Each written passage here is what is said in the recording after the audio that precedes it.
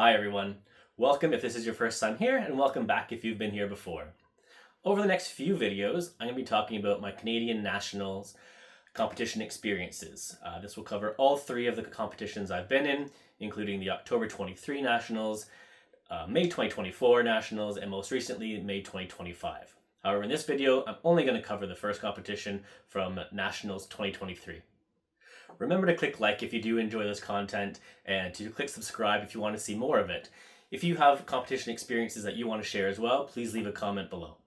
In this video, I'm going to be going through the puzzles that I completed in the competition, how I finished in each of the rounds, but most importantly, how I felt going through this competition experience and how it's helping me move forward as well.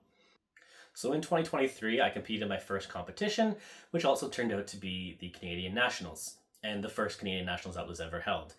Luckily, I live about 30 minutes away from where the competition takes place in Georgetown, Ontario, Canada, which is perfect for me. If I had lived out west, such as in British Columbia or Alberta, or out east in Nova Scotia or New Brunswick, it's unlikely that I would have attended this competition, and probably likely I wouldn't have continued with speed puzzling. I definitely wouldn't be making this video right now. And yeah, location really made a difference. Thankfully, I'm that close to Georgetown, so I was able to participate. I'm not going to go into too much detail about my preparation leading up to Nationals, but very briefly, I did not prepare very well. I did 11 500-piece puzzles in the lead up to the competition. Only 2 of them were Ravensburgers. Reflecting on it now, I know I probably could have and should have done more to prepare, but it's a learning experience at all stages, especially for this first competition. But for my preparation advice, I'm going to save that for a separate video, or else this will be far too long. So it's October 1st, 2023, and it is the first ever Canadian National competition, and all the events are in a single day as well. I'm only in the individual rounds, so the pairs and the teams doesn't really matter to me at this point. I'm a little bit nervous when I get there. My expectations for myself are low, I would say. I didn't really know what to expect at this. I was assuming a lot of the other, and I was right, a lot of the other competitors would be very good. I figured there might be some casual people there, which again, there were, but you really don't know what to expect. I didn't know anybody in the Canadian puzzling world. So I was going in there completely as a complete unknown entity and didn't know anybody else. Once I get into the room and I can see how many people are actually there, nerves start to pick up a little bit. But again, I don't know what's gonna happen on that day. I just kind of want to experience this type of competition and see if I enjoy it. When the doors open, it's early. It's something like 8 o'clock in the morning. I do not puzzle that early in the morning. I much prefer the afternoon when I've been awake and had time to warm up and get into the right mindset. But it's early for everybody. I go in, find a spot. It's randomized seating. I had a little bit of a strategy, minimal strategy, but I knew I didn't want to be near the edges where the audience or spectators might be. I didn't want to be near any windows because I thought that might be impacted because of the sun. Who knows? So I picked a nice place in the middle where I could just blend in with the rest of the crowd. There's no focus on me, and waited for it to start. Oh, I almost forgot. I had a broken thumb for this competition as well. It's been 2 years. That still slips my mind sometimes. I broke it about 2 months before the competition took place. Luckily, about 2 weeks before the competition happened, I was able to take the main cast off, but I still had a very restrictive brace on my hand to limit movement in my thumb while the ligaments were healing and the bones were healing as well. So it wasn't ideal for a speed puzzling competition.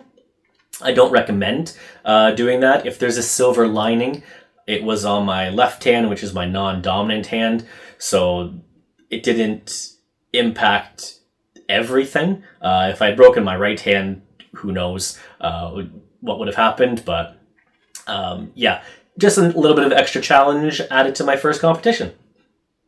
So there was 109 total competitors in this very first Canadian Nationals, which I didn't know there'd be that many people. It's quite intimidating being in a room with that many people doing the same puzzle as you are. In this, there was only one qualification round, and of the 109 people that were there, the top 20 would move on to the finals. Again, I didn't really have expectations. Moving on to the finals would have been great. One of the main reasons would have been you get a free puzzle for moving on to the next round. So that's a benefit. While I'm somewhat confident in my overall ability, as I mentioned, there's a lot of people there to puzzle. So I'm assuming their ability is also quite good. So again, I didn't really know what to expect, how fast everyone would be.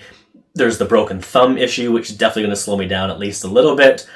Who knows? If I made top 20, I would have been absolutely thrilled. If I didn't, it's not the end of the world. So unfortunately, I don't have any recordings of this competition. It was my first competition.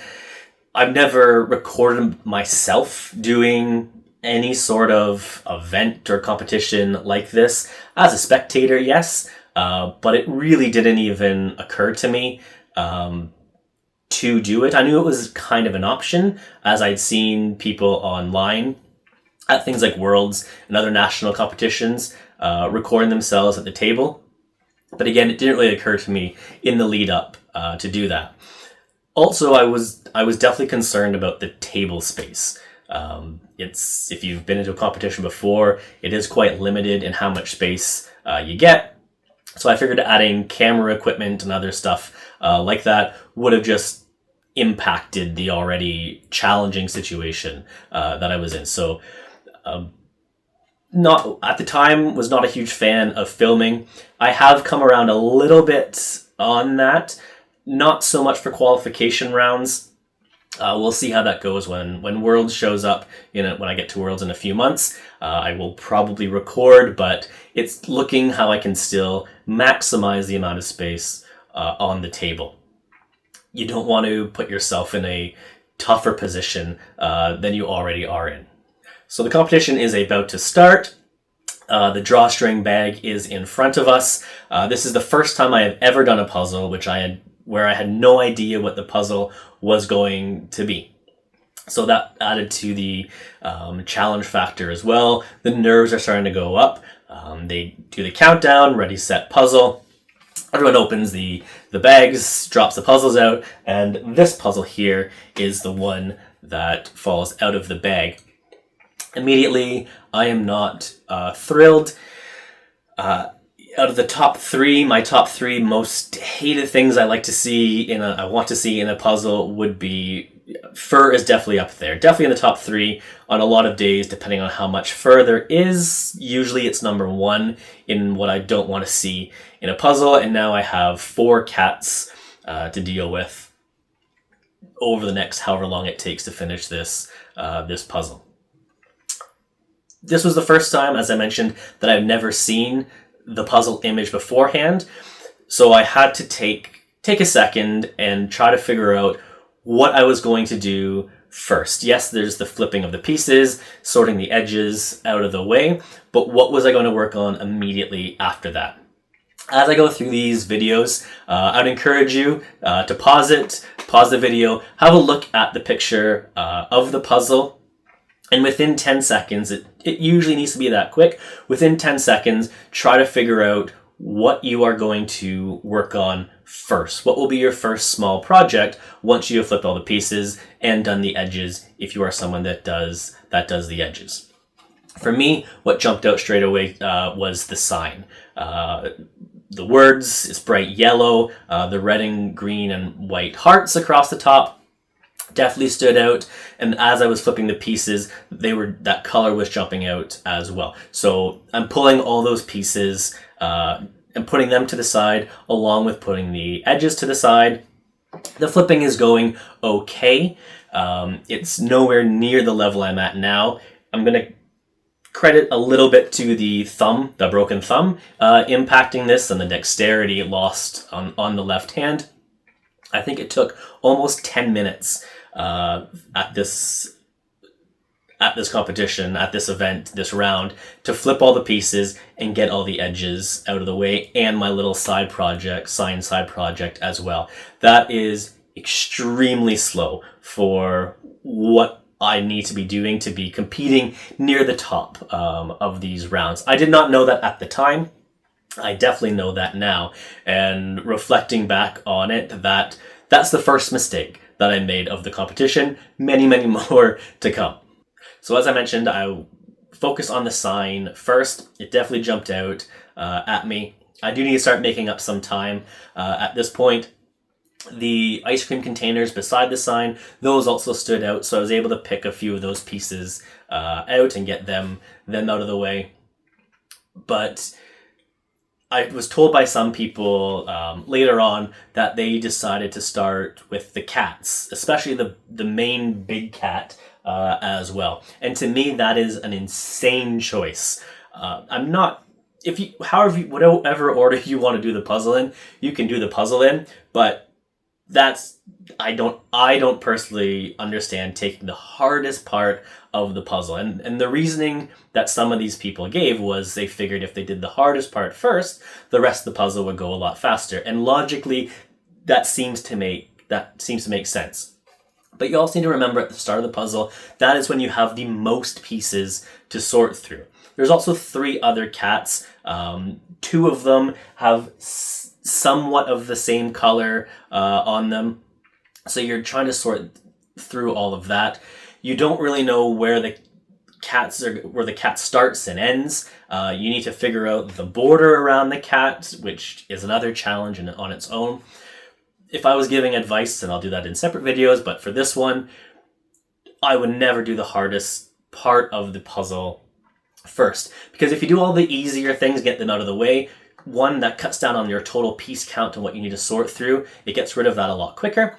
And you're going to, just by accident, you're going to be doing a little bit of the difficult parts as you do the easy bit. For instance, the bigger cats, you're going to do the outline of the cat as you do the easy, all the other easy things that surround the cat. So when you do get to the more difficult sections, you already know where everything starts and ends, and you only need to fill that small hole instead of trying to guess right from the start.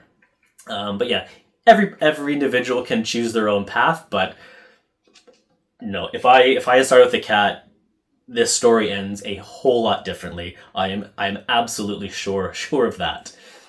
I get through the sign and the containers of ice cream fairly quickly. Confidence is starting to come back at this point. I knew I had wasted a lot of time with the flipping. I was glancing at tables around me, and they were definitely further ahead at this point, which I'm trying to put out of my mind. But again, this is the first competition I've been in. It's the first time I've done a puzzle beside someone as well. So that was a very different experience. But at this point, I'm trying to figure out what stands out to me the most next. And for me, it's the actual ice cream. So there's the 2 red ice creams, and there's the black one and the green one. These stood out quite well. And although there's the black cat, the fur on the cat did not look anything like the ice cream. So that was nice and easy to get through. Picking up speed, again, a little bit more here. And if there's other more random objects, so I'm always slightly scanning the remaining pieces, glancing up, seeing something clicks my mind. I'm continually glancing at the puzzle box, the puzzle image, to kind of lock it in my brain as well. And if I see something very random, I can just place that piece in the puzzle. I'll get to it later, but at least it's in the general area. So in this particular puzzle, there's sprinkles in some areas, there's some other words, there's ice cream cones in the background, all unique objects where there's only 1 or maybe 2 of them. So again, I can pull these pieces out, put them on where they would go within the puzzle frame, saving me some time later while I'm also still working on the ice cream. The ice cream goes by okay. I do feel like I'm picking up more speed. Once I actually get into the puzzling rhythm, I tend to speed up. The competition adrenaline does start to hit, and I do better under those circumstances. But after this, after I've done the ice cream and I've done a bunch of the random spots, now the harder decisions come into play. So I take a look at what pieces are left. I figure the bottom of the puzzle, the table and the glassware, that would be a good thing to focus on next. That goes through fairly well. I'm getting close to 40 minutes at this point, and I really haven't even started to look at the right half of this puzzle. Again, other than a few of the random pieces I've put down, there's still almost all 4 cats to go. So there's a lot. At 40 minutes, I feel like I've not made a lot of progress. So I do need to kind of refocus,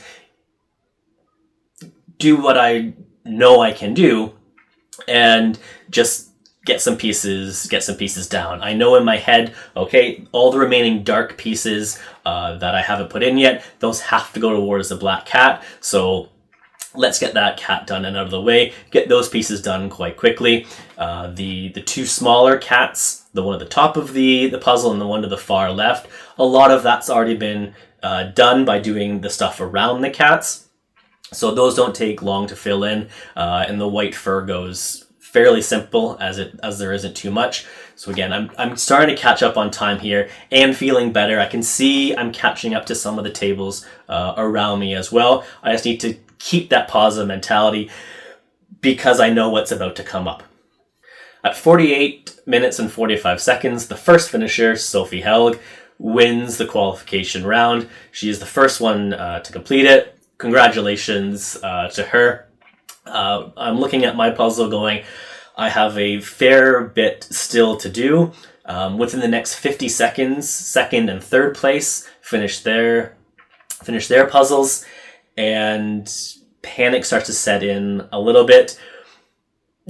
Getting to the finals, it would be nice. Top 20 would be great, and definitely help with the overall experience. Remember, I'm not in the pairs or the teams events, so driving to the tournament, puzzling for an hour, then driving all the way back home, that would be a little bit frustrating for me.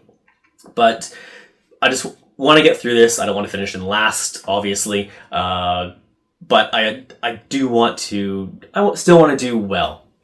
Other people start finishing, and panic is starting to set in a little bit at this point. 5 more people finish over the next 3 minutes. I've started to block this out a little bit. I'm more focused on what's in front of me. I've gone past the 50-minute mark. We're at 51 or so minutes. And all I have left to do is this final large cat. It's a lot of fur. From if someone was just watching the puzzle, it doesn't seem like there would be a lot left for me to do.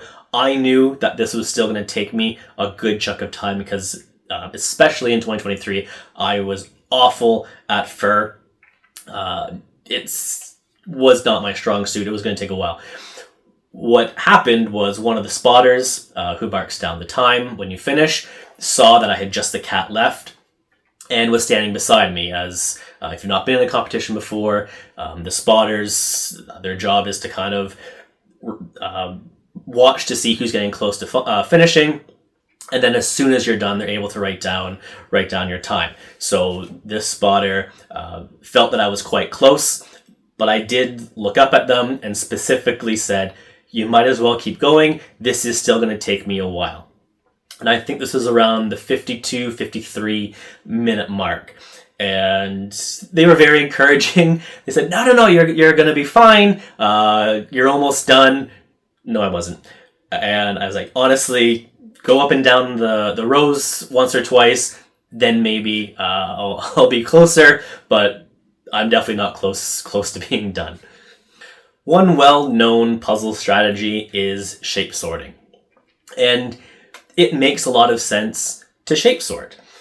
However, I had never shape sorted for while speed puzzling, even in my very limited practice before this competition. The only time I've ever shape sorted in the past was doing a much larger puzzle, and usually when I'm doing a section where it's all similar colors, like a sky that's all blue or a background that's all black, where the shape is the only factor that's gonna help solve the puzzle. That's the only time I've ever done that. And in this, it would have made a lot of sense while doing the fur to shape sort. I did not. And probably the biggest mistake that I made was not shape sorting. I've come around to it more recently through the influence of others, but shape sorting definitely would have helped me get through this final cat a whole lot faster. So if you ever get to a puzzle that you're having difficulty with, take the extra few seconds and do the shape sorting. I can't recommend that enough. And once I get to the Nationals 2025 video, what I was going through with this final cat is, and what I should have shape sorted, it pales in comparison to the experience from the final puzzle at Nationals 2025, where shape sorting was an absolute necessary, and that was an even more of a nightmare situation. So stay tuned for that video, because that was a journey. I am getting closer to the end of this puzzle, thank goodness. The last few pieces are going in, and I can feel it getting closer. That last piece never goes in correctly the first time, at least for me. Not once has it gone in the first time. I am fairly certain the last piece of the puzzle is distantly related to a USB stick, which also never goes in correctly the first or second time. So I'm just trying to get these last few pieces in. Finally, the last piece does go in. 59 minutes exactly is my time, and I can relax for a few minutes. I don't know what place I finished in. I had lost track at this point. I knew a few other people had finished in the minute or two leading up to when I did, so I just had to wait and see.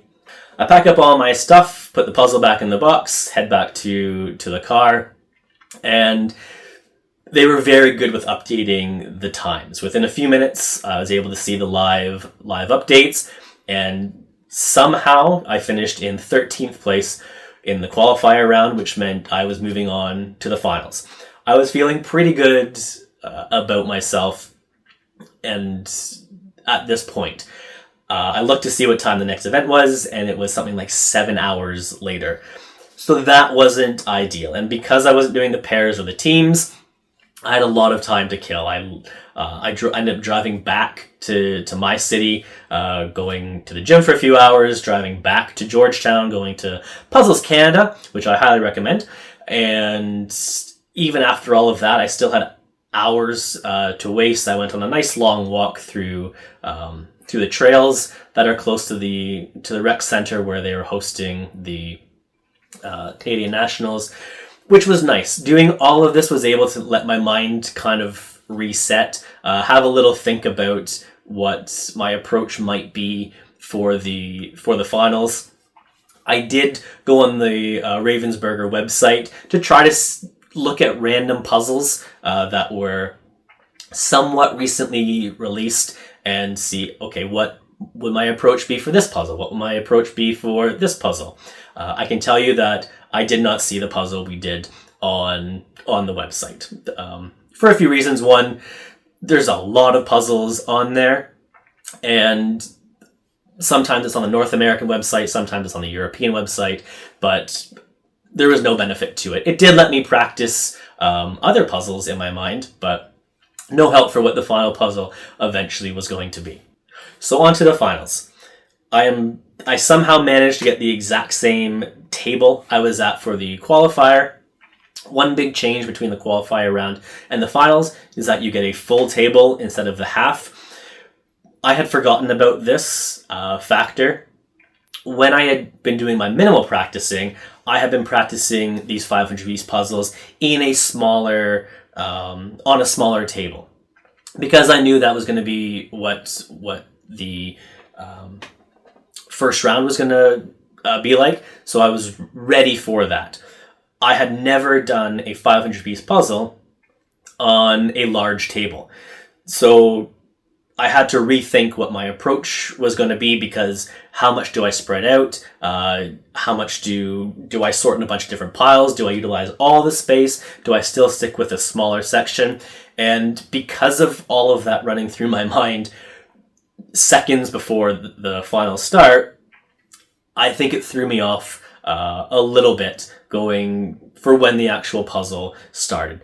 Not an ideal way to enter the finals, where you're confusing yourself and rethinking a bunch of different approaches. The puzzle bags are in front of us again. The countdown goes, and we're off. And this is, where is it? This is the finals puzzle.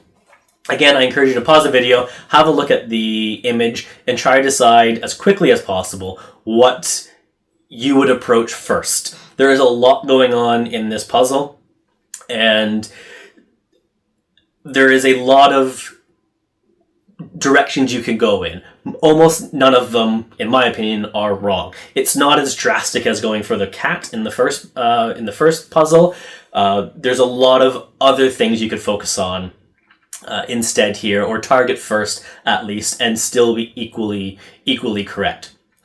In the morning, the puzzle had fur, which, as I said, absolutely hate, but a close second to what I don't want to see on a puzzle are plants. And this image is covered with plants, so not ideal for me again. I honestly don't remember if I did the edges first after flipping. I would have pulled the edges out, but for some reason I'm thinking I didn't. I think I second guessed myself, and I think the first time ever I didn't do the edges first. I don't know what I was thinking. I figured if I could do the smaller smaller sections within, the edges would just kind of fall into place as well. It's fine to work on one or two small projects while you're doing a puzzle. Like in the morning puzzle, I had the sign, but I was also working on the ice cream containers around at the same time. But they're two small projects. They're also right next to each other on the puzzle, so working on them together is fine. If you're working on 3, 4, 5 different things at once, you're not gonna be able to give your full attention to one area. So I wouldn't recommend doing that. However, that's exactly what I did in this round. What I decided to do first was the words, because I figured the words stand out somewhat. The white path is fairly clear. There's not a ton of white going on in the puzzle, and the words definitely stood out on the pieces. So I pulled all of those out and started with that. But I was distracting myself by looking at what might be coming next and not really focus on what the words were saying. So I was randomly trying to put pieces together where it wasn't making any letters. Again, not ideal. I don't think I finished all the words before I decided to move on to something else. Now I just said don't do one or two. You can do one or two small projects at a time. I decided to go for multiple projects, small projects, which massive downfall to my approach. I think I definitely pulled all the blue from the table. That stood out. So I was able to get that done another way. That was no issue. And then there's 3, 4 buildings in this. There's the wall on the left. There's the house on the right. There's the shed. And there's the greenhouse. The greenhouse I didn't bother with. But the other 3 buildings, I was trying to do all 3 of them at the same time. And this is why I don't think I did the edges, because I was trying to pull those edges to match, with those buildings at that time. So it's chaotic. I'm glad I didn't film this, because I would not want to watch it back ever, because I would be so disappointed in all the stuff I know now that I was doing wrong. And I knew at the time I was also doing wrong. The buildings weren't coming together great, again, because I'm trying to focus on way too many things at once. I think at one point I stopped and decided to go with the greenhouse, which was the toughest of all the buildings. Again, I don't know what I was doing. I got through some of that. I have pieces everywhere. I am not utilizing the table properly. This is a disaster. I think I do get through the 3 buildings. There's a little bit of the sky maybe I've done in there, but it's, again, not great. I refocus over to the woman in the red dress. That took me ages. I did speak with some people later on, and they started with the woman in the red dress. I've tried that since, and it did help. But I don't know if it would have at the time, because, again, everything was just super chaotic. And I know that the end result here probably is not going to be very good. I have no idea what my timing is at this point. I was able to remember the times from the first puzzle, because I did it the next day. I did both the puzzles again the next day, but because the qualifier I was a lot more structured, I was able to recreate that fairly accurately, and I had a pretty good idea what my timings were. For this one, because I know everything was so chaotic, I couldn't have recreated a video of that. So I don't know where I was when at 39 minutes and 32 seconds, the first Canadian national champion finished. Devin Donaldson, congratulations to her. What a crazy time, sub 40. I glanced up at the giant clock they have and saw that it was below 40 minutes, and I was shocked. I didn't think anyone would be that fast, especially after the qualifier round where it was almost 50 minutes, 10 minutes later, that the first person finished. So to see someone finish under 40 minutes, absolutely super impressive. So congratulations to Devin. She is one of Canada's premier puzzlers. Her name will come up on this channel from time to time. There's always something positive to say about Devin, so stay tuned for more content that will discuss her and other amazing Canadian puzzlers as well. But back to my debacle that I had in front of me. I don't know what was going on. It was still chaos in front of me. I'm trying to put all the stuff together. I think at this point I decided to definitely finish all the edges, get as much solidified together as possible.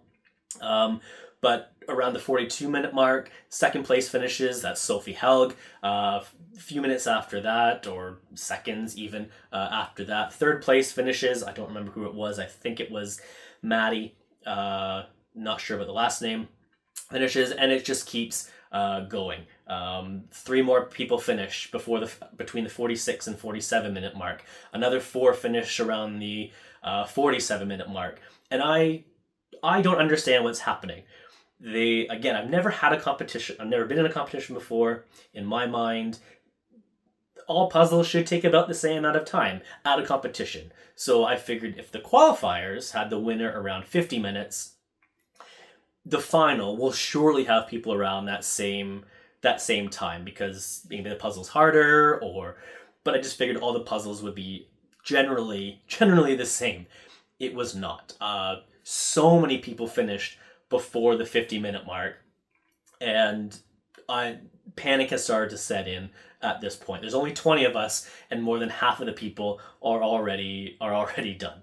At around what I think would have been the 51-minute mark, I do have more of the puzzle has come together. The buildings are all done. The fence is all done. The sky is mostly done. The woman in the red dress is probably done. Really all I have left are all the scattered plants everywhere. And this, again, would have been a great time to shape sort, but I didn't. And that definitely hurts my speed. It wasn't necessary to be fair, it's not necessary to shape sort for this puzzle, as now that I look at it with calmer and clearer eyes, without the stress of the competition, all the flowers are slightly different, and you can you can figure out where everything goes fairly easily. But when you are scrambling and you're just throwing pieces at the puzzle and hoping for the best, having some sort of organization would have helped me a little bit. Unfortunately, I didn't think about that, and this continued for the next few minutes at least. So I've done a pretty good job of not paying attention to everybody else in the room. I knew the top people had already finished, and there was a whole bunch that finished soon after them. But around the 55-minute mark, I would have looked up and noticed there was only 4 people remaining, one of those 4 people being myself. So myself and 3 others. And at this point, my only goal is to not finish last. There is only 20 of us, so I'm not last overall in the competition, but you still don't want to finish around in last. At least that was my mindset at the time. If I was, it would have been the end of the world if I did, but I just didn't want to do that. And at the 57-minute mark, around there, the 17th place person finishes.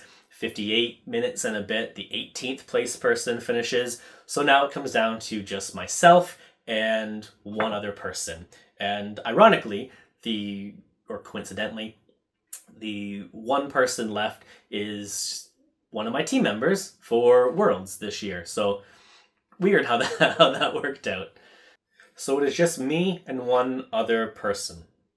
And it just so happens that our tables are right beside each other. They're actually attached to each other. So my plan of being more towards the middle of the room, where people aren't really focused on you, worked very well for the start of the competition. But now it is just my 6-foot table and the 6-foot table beside me. All eyes of the remaining audience members and spectators that are still in there and care about the people puzzling. Everyone is focusing on these 12 feet of puzzling taking place, and I can feel that pressure. I keep glancing over at the table beside me, see how they're doing, glancing back at mine, trying to get it done. We are fairly close. I feel like I have a slight lead, but you never know how things are gonna work out. At the 59-minute mark exactly, I put the last piece in, finish in 19th place, and not long after, the individual beside me also finishes, and they're done in 20th place. 19th, 20th, it really didn't matter at this point. I know I didn't want to finish 20 out of 20, but I would not have been that upset. And the person who finished in 20th, they seemed perfectly happy with with getting to the end, just like I did as well. So congratulations to everyone that did that puzzle, but specifically to the people that finished in first, second, and third. Absolutely amazing times. So overall, I walked away in the top 20 at my first national competition, first competition overall. But the fact it was a national competition just makes it seem a bit nicer. Top 20 seems great as well. And it certainly helped me prepare for the 2024 nationals, which will be with the next video. But at the time, I didn't even know if that was going to be a thing, if I was going to be able to attend, if it was going to exist, because this was the first Canadian nationals. Was it a success? Yes, we know that now, but you never know what the organizer's thinking. Is there going to be space to do it again next year? Will there be interest to do it next year? Will it still be close to me? Because if they move it to British Columbia, I'm probably not going to it. But I had so much that I learned from it. I would say some of my biggest takeaways would be make a plan and stick to it. The more chaotic you are, the more time you are wasting. And that became so evident to me in the finals puzzle. It was absolute chaos for me. I was able to see some footage from some of the other participants that were not chaotic. And I can see definitely where I went wrong in those videos and how much time I might have been able to save and possibly been significantly faster if I had done that. I've redone this puzzle a few times since then, knocking 20 something minutes off of my time. So yeah, there's definitely room for improvement, and yeah, just don't be chaotic. Different puzzles result in different times. Yeah, it was a learning experience that you can go a lot faster with certain puzzles. I hadn't done much research going into this beforehand. I had glanced at some of the other puzzles that were used at competitions, but really didn't focus too much on the times that they were doing. If I had done that, I would have realized there's a huge fluctuation in what time people are finishing these different puzzles.